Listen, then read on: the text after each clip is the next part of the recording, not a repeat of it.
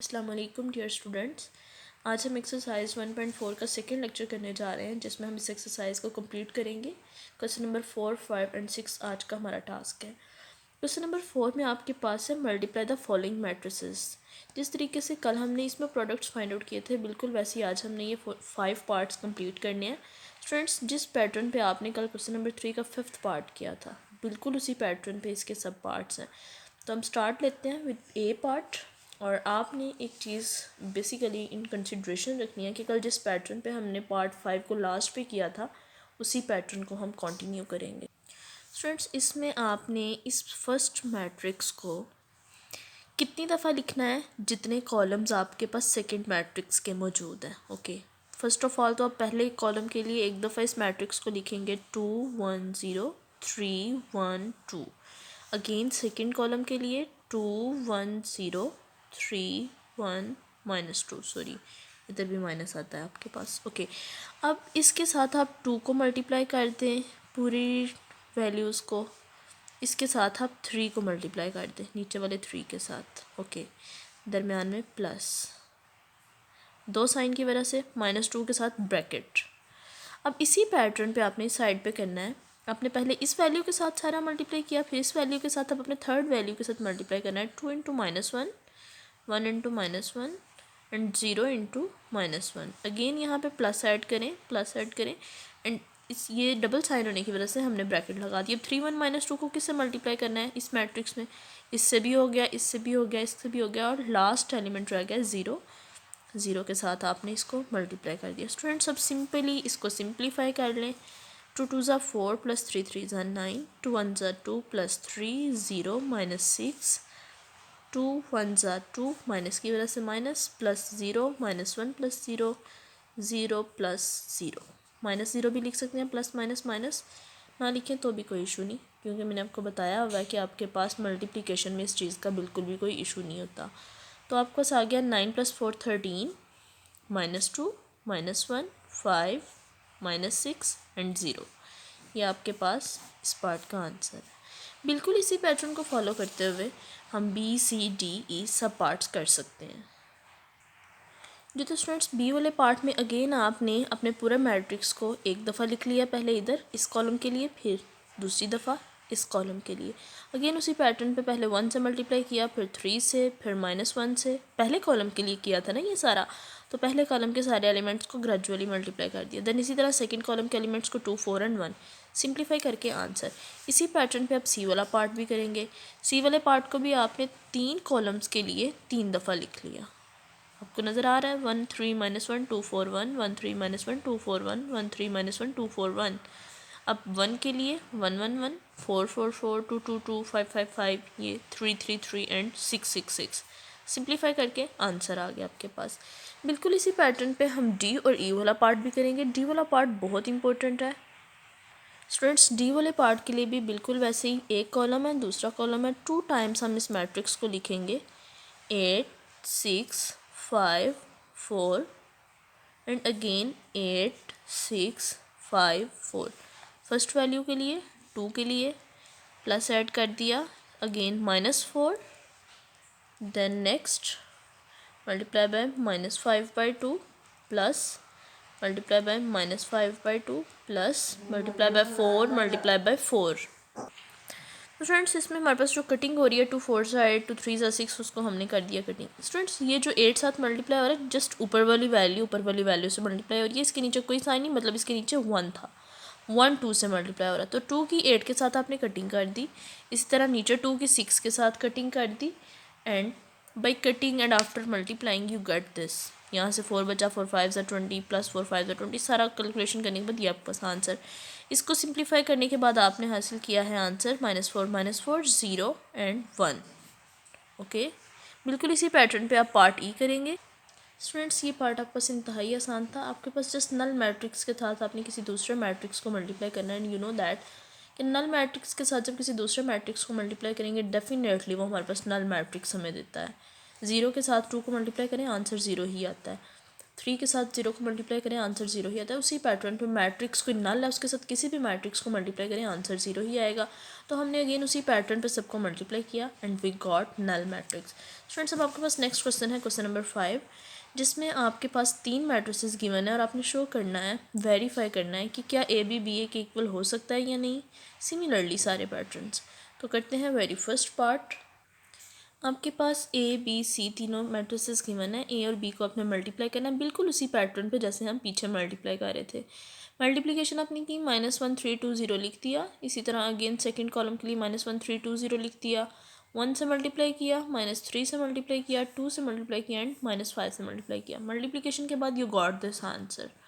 इसी पैटर्न को अप्लाई करते हुए आपने बी ए को किया, बी पहले लिख दिया, ए बाद में लिख दिया। सारी मल्टीप्लिकेशन आपने परफॉर्म की। ये काम आप खुद से भी कर सकते हैं, जस्ट यहाँ से चेक कर लीजिएगा अपना काम करने के बाद कि आपका मल्टीप्लिकेशन के बाद यही आंसर आता है। अगर नहीं आ रहा तो कहाँ पे मिस्टेक है, इसको आपने चेक करना है।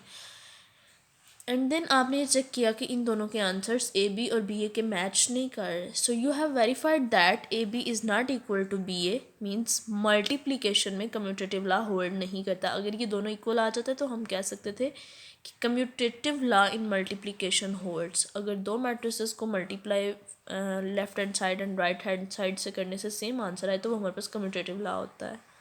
इसी तरह इसके बाकी पार्ट्स।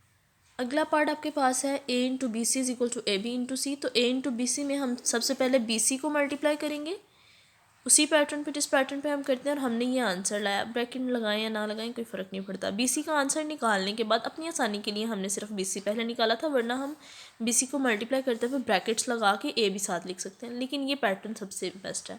आपने बी सी का आंसर निकाला, जो आंसर आया था उसको इस साइड पे लिख दिया, इस साइड पे ए लिख दिया। क्यों ऐसे किया? क्योंकि हमारे पास क्वेश्चन की स्टेटमेंट में ए इसी साइड पे गिवन था। अब इन दोनों को मल्टीप्लिकेशन के बाद आपने ये आंसर गेट आउट किया है। बिल्कुल इसी तरह से आपने A B into C find out करने के लिए सबसे पहले ए बी को फाइंड आउट कर लिया, उसकी मल्टीप्लिकेशन की, और ए बी की मल्टीप्लिकेशन करने के बाद जो आपने आंसर हासिल किया वो ये था। अब आपने A B into C find out करना था, तो उस सी को आपने इस साइड पे लिख दिया, ए बी आपका इस साइड पे है। इन दोनों को मल्टीप्लाई करने के बाद आपका आंसर आया है -37, -61, 8 एंड 14। इस साइड का और इस साइड का आंसर आपका बिल्कुल सेम है। That's why you can say that we verified left hand side is equal to right hand side. हमारा ये आंसर इक्वल है। थर्ड पार्ट है हमारे पास A into B plus C को हमने ए बी प्लस ए सी के इक्वल शो करना है। तो स्टूडेंट्स हमने लेफ्ट हैंड साइड ले लिया, जिसमें हमने सबसे पहले बी प्लस सी फाइंड आउट किया। जिस पैटर्न पे हम दो मैट्रिसेस को ऐड करते थे, बिल्कुल उसी पैटर्न पे 1 + 2, 2 + 1, -3 + 1 एंड -5 + 3। सॉल्यूशन के बाद ये आंसर आया आपके पास। तब आपने ए को इस साइड पे लिख दिया जिस साइड पे आपको उस क्वेश्चन की स्टेटमेंट में गिवन था, एंड बी प्लस सी को आपने दूसरी साइड पे लिख दिया जो आपके पास ये आंसर आया था। ओके, देन इन दोनों को आपने मल्टीप्लाई किया अपने मल्टीप्लिकेशन पैटर्न के according, and you got the answer -9, -9, 6 and 6। Students बिल्कुल इसी तरह आप अब ए बी प्लस ए सी को फाइंड आउट करने लगे हैं। तो ए बी प्लस ए सी के लिए आपके पास दोनों पैटर्न्स हैं। आपकी मर्ज़ी है कि आप सिर्फ ए बी को पहले सॉल्व करेंगे, ए सी को सॉल्व करेंगे और फिर दोनों को ऐड करेंगे, या आप कलेक्टिवली सब मैट्रिसेस लिख के सॉल्व कर सकते हैं। तो मैंने कलेक्टिवली लिखा है, अपनी मर्ज़ी अब दोनों में से जो पैटर्न अप्लाई करना चाहें। ए बी लिख दिया, ए और बी दरमियान में कोई साइन नहीं है, मीन्स ये मल्टीप्लाई हो रहे हैं, प्लस ए सी दरमियान में कोई साइन नहीं है, मतलब ये मल्टीप्लाई हो रहे हैं। इन दोनों को आपने जब मल्टीप्लाई किया यू गॉट दिस। इसी तरह जब इस साइड पे आपने पैटर्न अप्लाई किया मल्टीप्लिकेशन का, तो ये आपके पास ये आंसर आ गया। अब आपने इनको सारा सॉल्व किया, यू गॉट दिस। ये फाइनल आंसर जो आपने यहाँ से निकाला है सिंप्लीफिकेशन के बाद, वो आपके पास नेक्स्ट गिवन है। इस नेक्स्ट में आपने हर वैल्यू को दूसरी वैल्यू में ऐड किया। इसी तरह सारा कंप्लीट सॉल्व करने के बाद यू गॉट -9, -9, 6 एंड 6। ओके, अब आपके पास ये आंसर आया है ए इंटू बी प्लस सी के आंसर के इक्वल। ये आंसर था ए बी प्लस ए सी का, but this is the answer to A into B plus C, and you got A into B plus C is equal to A B plus A C. तो आपके पास verified हो गया कि आपके पास जो question की statement थी वो बिल्कुल ट्रू थी। बिल्कुल उसी पैटर्न पे आपने A into B minus C is equal to A B minus A C prove करना है। तो स्टूडेंट्स आपने बिल्कुल वैसे ही B minus C find out किया, सॉल्यूशन निकाला, ए के साथ मल्टीप्लाई किया, you got this -11, -25, -2 and 2। Students इसी पैटर्न पे आपने A B minus A C find out करेंगे। ए बी ए सी हम सॉल्व आउट कर चुके हैं इससे पिछले पार्ट में, ए इंटू बी प्लस सी वाले पार्ट में। उसमें जो आपके पास ए बी और ए सी की मल्टीप्लिकेशन थी वो स्टेप्स आप यहाँ पे करेंगे। आपके लिए स्टेप्स छोड़े गए हैं इसलिए मैंने लाइन मार्क कर दी है। सिंप्लीफाई करने के बाद आपके पास ये आंसर आ जाएगा माइनस को। अब देखिए ये वाला आंसर और पीछे वाला आपके पास answer A into B minus C वाला दोनों इक्वल है, तो आप कह सकते हैं कि आपके पास ये वेरीफाई हो चुका। स्टूडेंट्स यहाँ पे आपने वो ए बी और ए सी वाला पैटर्न अप्लाई किया जो आपको नेक्स्ट पार्ट में इस पार्ट के इस साइड पे भी प्रूफ करना है। तो अभी हमारे पास है question number. Students question number 6 में आपके पास 3 मैट्रिसेस गिवन है और आपने वेरीफाई करना है कि ए बी का whole transpose is equal to B transpose A transpose है। सिमिलरली सेकंड पार्ट हमने फर्स्ट पार्ट ले लिया, इसमें लेफ्ट हैंड साइड हमने लिया ए बी का होल ट्रांसपोज। सबसे पहले तो ए बी आपने फाइंड आउट करना था, दोनों को मल्टीप्लाई कर दिया, आंसर आ गया आपके पास। देन इसका आपने ट्रांसपोज लिया -10 -17, रो को कॉलम बना दिया 2 4, सेकेंड रो को सेकेंड कॉलम। सिमिलरली आपके पास इसके सेकेंड पार्ट है बी ट्रांसपोज ए ट्रांसपोज। आपने बी का ट्रांसपोज जो आपके पास बी गिवन था उसका ट्रांसपोज लेके लिख दिया, इसी तरह ए का ट्रांसपोज लेके लिख दिया, इन दोनों को मल्टीप्लाई किया, आंसर जो आपके पास है आया वो एग्जैक्ट ए बी का होल ट्रांसपोज वाला ही आंसर था। So you said A B whole transpose is equal to B transpose A transpose. बिल्कुल इसी पैटर्न को अप्लाई करते हुए आपने सेकंड पार्ट किया, बी सी को मल्टीप्लाई करके जो आंसर आया उसका ट्रांसपोज ले लिया, and similarly C transpose B transpose लिखने के बाद आपने मल्टीप्लाई किया तो आपके पास एग्जैक्ट वही आंसर था जो बी सी होल ट्रांसपोज का था, and hence B C whole transpose is equal to C transpose B transpose. Students आज आपकी एक्सरसाइज 1.4 भी कंप्लीट हो चुकी है। जिन स्टूडेंट्स ने अभी तक चैनल को सब्सक्राइब नहीं किया सब्सक्राइब कर दें, वीडियोज़ को लाइक कर दें। Thank you so much. अल्लाह हाफिज़।